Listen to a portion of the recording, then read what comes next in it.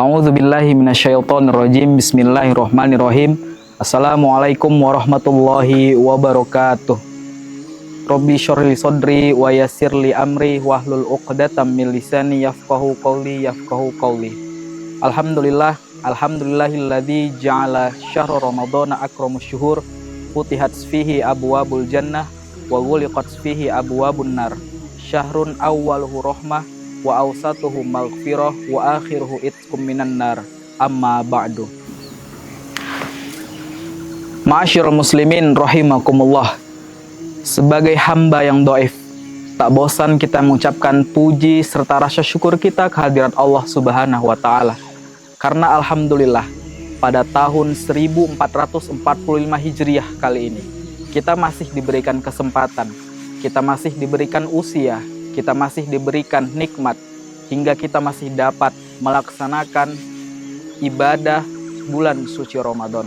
Salah satu bulan yang sangat ditunggu-tunggu oleh umat muslim karena terdapat banyak keberkahan. Pintu keberkahan dibuka, pintu ampunan dibuka oleh Allah Subhanahu wa taala. Maka dalam kesempatan bulan yang mulia ini, marilah sama-sama kita meningkatkan ketakwaan kita kepada Allah Subhanahu wa taala. A'udzubillahi minasyaitonirrajim. Bismillahirrahmanirrahim. Ya ayyuhalladzina amanu kutiba alaikumusiyam kama kutiba alal ladzina min qablikum la'allakum tattaqun. Yang artinya, wahai orang-orang yang beriman, diwajibkan atas kamu berpuasa sebagaimana atas orang-orang sebelum kamu agar kamu bertakwa. Quran surah Al-Baqarah ayat 183. Maka kita sebagai orang muslim sudah sewajarnya dan sepatutnya kita melaksanakan ibadah suci Ramadan ini dengan maksimal. Kita dapat menjemput keberkahan dan mengambil kebermanfaatan dari bulan suci Ramadan. Maka pada kesempatan kali ini saya akan menyampaikan 3 keutamaan amal yang dapat kita maksimalkan selama bulan suci Ramadan. Yang pertama adalah memaksimalkan sholat sunnah.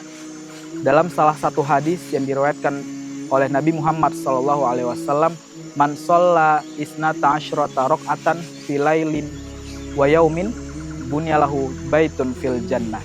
Yang artinya, barang siapa yang sholat 12 rakaat dalam satu hari satu malam, maka Allah akan membangunkan rumah di surga. Hadis ini bisa kita ambil pelajaran bahwa konsistensi kita ketika dalam melaksanakan sholat sunnah rawatib akan mendapatkan pahala, bahkan rumah yang akan dibangun oleh Allah di surga kelak. Maka salah satu sholat sunnah yang dapat kita maksimalkan baik secara kualitas dan kuantitas adalah sholat sunnah rawatib. Maka timbul pertanyaan, sholat sunnah rawatib itu apa saja? Sholat sunnah rawatib ini adalah sholat sunnah yang mengiring sholat fardu. Ada 12 rakaat yang dapat kita laksanakan dalam pelaksanaan sholat sunnah rawatib, yakni 2 rakaat sebelum subuh, 4 rakaat sebelum zuhur, 2 rakaat sesudah zuhur, kemudian 2 rakaat sesudah maghrib, dan 2 rakaat sesudah isya. Maka sholat sunnah rawatib ini dapat kita implementasikan agar sholat fardu yang sudah kita laksanakan selama bulan suci Ramadan semakin sempurna. Selain daripada sholat sunnah rawatib, kita juga dapat melaksanakan sholat sunnah lainnya, seperti sholat sunnah duha, sholat sunnah tahiyatul masjid, sholat sunnah wudhu, sholat sunnah witir khususnya, dan juga sholat sunnah tarawih pastinya. Maka hal ini bisa kita maksimalkan dalam menjemput keberkahan di bulan suci Ramadan. Kemudian amal yang kedua adalah kita perbanyak interaksi dengan Al-Quran. Allah Subhanahu wa taala menyampaikan bahwa setiap satu kata yang kita baca maka akan dilipat gandakan 10 pahala. Maka sudah saatnya pada bulan suci Ramadan ini kita memperbanyak murojaah, kita memperbanyak tadabbur Al-Quran, kita memperbanyak tadarus Al-Quran. Yang intinya adalah kita menjemput keberkahan dalam berinteraksi dengan Al-Quran. Tidak akan rugi kita untuk membaca Al-Quran setiap hari. Seperti yang banyak mungkin yang disampaikan bahwa dalam bulan suci Ramadan ini harus kita maksimalkan agar kita dapat khatam minimal 1 kali dalam bulan suci Ramadan.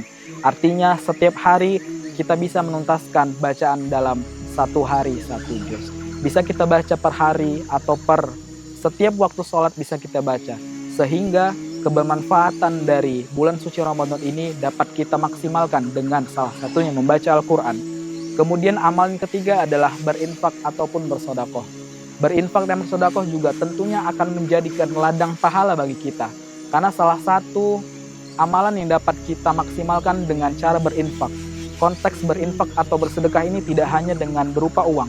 Kita bisa berinfak dengan senyuman, kita bisa bersedekah dengan amal perbuatan, dengan menolong orang lain, dan hal yang sebagainya. Namun dalam konteks kali ini yang bisa kita, selain kita bisa berinfak atau bersedekah dalam senyuman ataupun perilaku membantu orang lain, kita juga bisa memaksimalkan harta kita untuk bisa kita infakkan ke jalan Allah Subhanahu wa Ta'ala.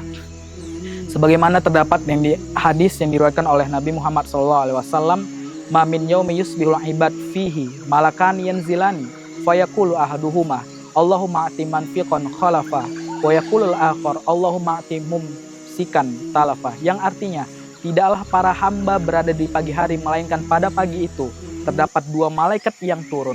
Salah satunya berdoa, "Ya Allah, berikanlah ganti kepada orang yang berinfak." Sedangkan yang lain juga berkata, "Ya Allah, berikanlah kebinasaan bagi orang yang hartanya yang selalu ditahan."